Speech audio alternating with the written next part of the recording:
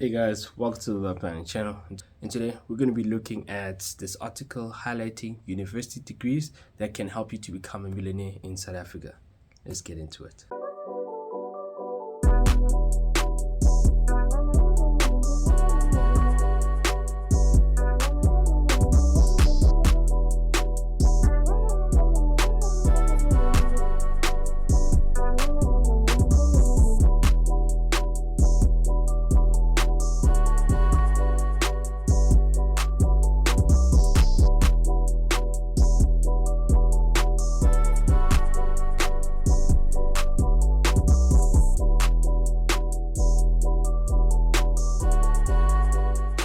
So as I get into this video, guys, remember I am a trained and professionally registered tax practitioner and business accountant in practice. So therefore, information that you get on this video is advice based on certain topics that I've cherry picked for your convenience. And also remember that for precise and specific advice for your own specific financial information, please reach out for me on social media platforms. Find me on Instagram, find me on Twitter, find me also on our website, as there is more direct communication details. So without any further ado, guys, remember, for specific advice, get in touch with me or with a professional of your choice. So we're diving into this article. It's from businesstech.co.za, titled "The University Degrees and Subjects to Study to Become a Millionaire in South Africa." New World Health and Henley and Partners have published their African Wealth Report for 2022, detailing the education trends of South Africa's wealthiest citizens. The report focuses on high net worth individuals with a wealth of $1 million, converted to 15.7 million rands or more. Total wealth refers to the private wealth held by all the individuals living in each country. It includes all their assets, property, cash, equities, business interests, less liabilities. The large portion of the country's high net worth individuals acquire their wealth through financial and professional services, including banks, law firms, accountants, fund managers, and wealth managers, followed by the real estate sector.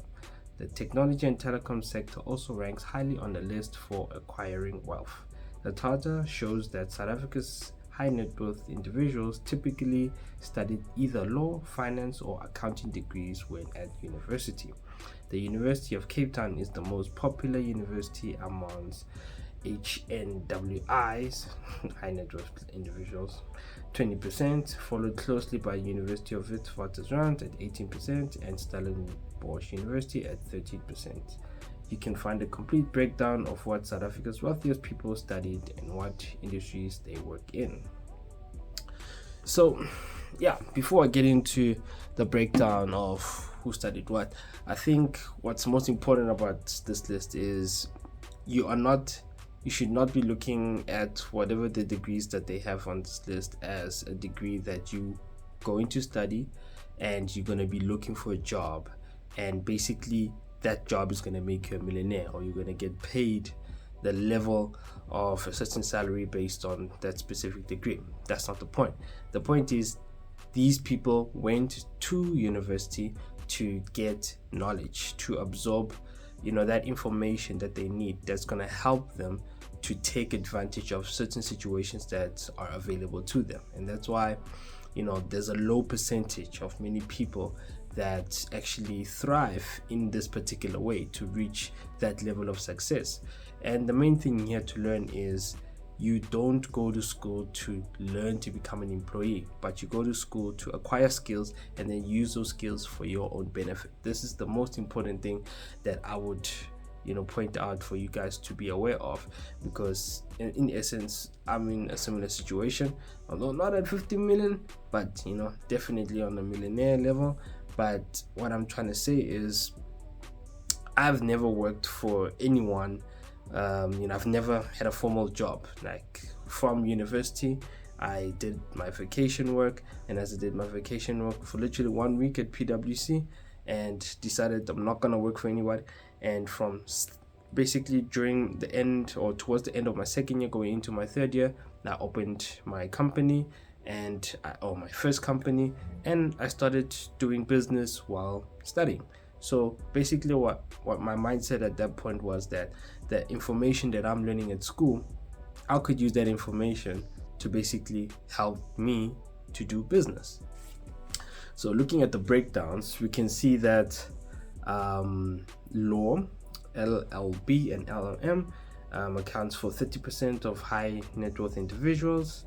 Then in second place, you have finance and accounting, your BCom, MBA, CA, certified financial advisor, that's CFA. That accounts for 28%. Then other is 20%. At number 4, you have medicine and science, tied with computers and information technology. Quite interesting. And this for me, just looking at the world that we live in, you'd assume that everything revolving around technology would suggest that you're up there. Once again, you don't learn for the sake of getting a job. It's not about the skill, it's about what you use with the skill to take advantage of situations. And if you look at the first two, you look at legal. Everything needs legal, like everything that you partake in needs legal advice. And secondary needs money, need financial managers. You need people that are going to help you manage your money as your business propels and goes to the direction that you want it to go to. So those two careers address the main thing needed. Yes, the product could be IT infused, it could have this wonderful engineering or scientific, mathematical, algorithmic, whatever value proposition that you may have. You're going to become an employee if someone that has the brains to manage what matters most, which is once the business gets going. Because of course, at the beginning of the business, the product is important, but what makes the business grow is how it's managed. And that's why those two careers are at the top, because those people, they give a benefit to companies and corporates. They give the benefit of risk management, because people are afraid of risks and people want more money. So effective management can equal to lower risk and greater profits. And yeah, I mean, I've already said what I said, and then you can go to the next breakdown of this list. It shows the universities that most of the degrees were obtained. Obviously, you have UCT, University of Cape Town, at the top at 20%, followed by Witwatersrand. I wonder what's happening there, because I think my university, Northwest University, Val campus, would fit in other, because I mean, when you go down, it's just talking about Rhodes, UNISA, Pretoria, UJ. I think with my school being a minority, it might be packaged with other. But yeah, I mean, there's quite some prominent people that came from Northwest University.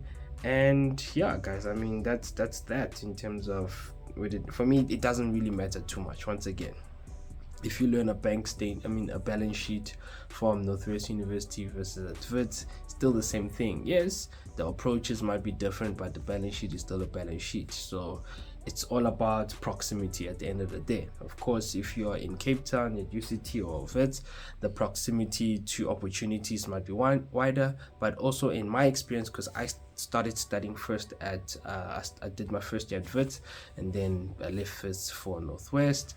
And basically, most people go studying for to become employees. So therefore, if you're going to be in a university like Wits, you guys are competing for those scarce jobs available. Whereas at Northwest, it's not a lot of jobs available, but at the same time, there's a greater sense of opportunity. But don't misunderstand me.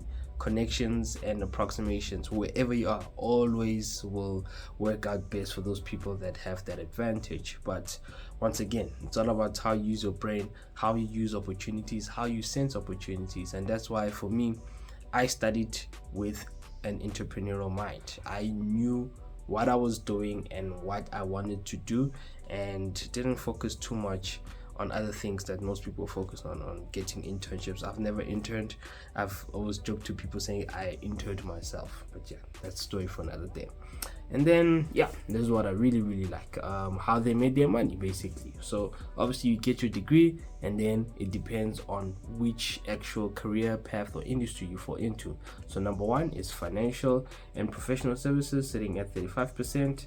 Secondary is real estate at 12%, and then third is technology and telecoms. So just gonna mention that top three once again: finance and professional services. In South Africa, with a mixed economy, our economy, we don't have a lot of manufacturing, we don't have a lot of inventions, those type of businesses. So, or those businesses that are there, there's so few of them that, or they're so hard to get into. The barriers of entry are very high. So the next best thing is to become a professional service provider. And this is one of the things that I myself realized growing up, that as a young black person, there's not a lot of people like me that are doing this. So I thought to myself, let me get into that and leverage on technology, and that's basically bright planning. So once again, that's why so many people are doing well in terms of professional services. Once again, I spoke about risk management, I spoke about strategic planning. These are all of the things that companies and businesses are interested in, and the more money they can make by virtue of handling those things, the better. Also, how you have like optimization strategies and how you continuously improve the business to make better profits. So yeah, just to tie everything up, the reason why I made this video is so that you guys can realize that it is possible to go to school. Unlike many people are trying to dog down education, you're going to study to become an employee. No, at the end of the day, it's all about you as an individual. How are you using your education to benefit yourself? You get guys like Theo Baloy of Bachu. He studied accounting, and it was not necessarily at a school that offers degrees. He went to a place where it offers diplomas. A lot of people struggle with that, thinking if you don't have a degree, your life is over. No, you can also do it with a diploma. It's all about how you apply yourself, guys. Don't give up. At the end of the day, this guy, Theo, did what he did, qualified, or he finished his diploma, his education, and he used his mind, using all the opportunities that he had access to create the mega successful company that he has. So once again, your story is yours to write. If you are going to school just to get a job, just to become an employee, that's exactly what you get. But if you open your mindset, if you open yourself to opportunities, and be brave, guys, be brave. I mean, leave the end of the day, it's all about continuous development. So I'm saying this in order to help you guys be inspired that if you're educated or not educated, we all have our fair chance in life to make it. And of course, this video is a little bit more biased on the education side. That as well, there's many opportunities for people that are not educated to be educated. I mean, to be successful. In this case, we're talking about those that are educated. Do not focus too much and think you are higher than everybody else simply because you have a degree. It's not about that.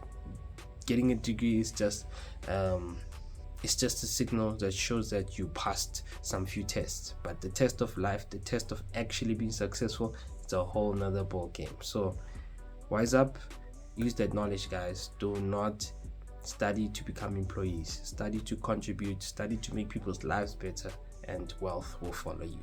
So hope you really enjoyed this video. Remember to watch my other videos and look out for new videos. Subscribe to the channel, have your bell notification on, as many videos will be coming through. I'll be covering technology. Yeah, I don't want to mention too much, guys, but yeah, there's something really special coming in the next few weeks. So subscribe to the channel, and thanks for watching. See you on the next one.